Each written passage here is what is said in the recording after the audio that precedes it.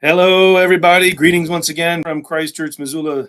This is Pastor Flynn with our weekly meditation, which this week is from 2 Chronicles chapter 30, verses 26 through 27. So there was great joy in Jerusalem, for since the time of Solomon, the son of David, king of Israel, there had been nothing like this in Jerusalem.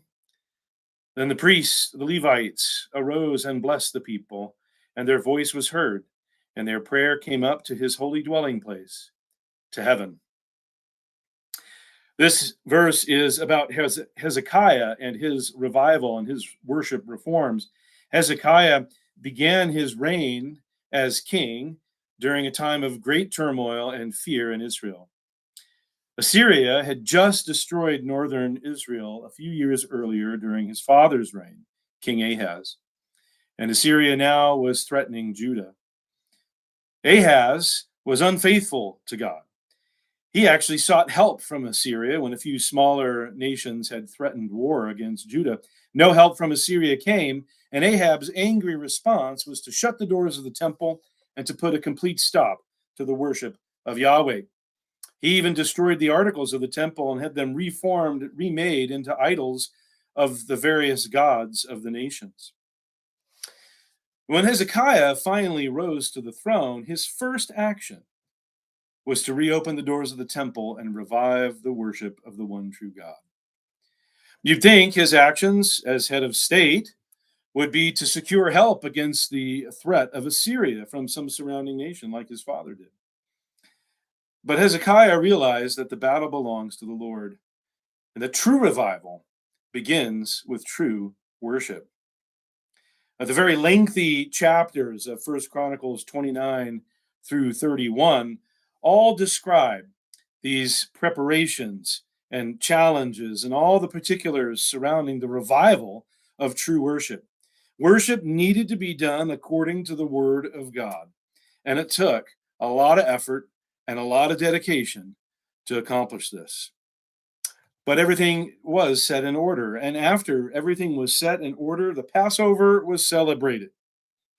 And then our weekly verse, our weekly meditation verse, that's the context of when it came about, right after the Passover.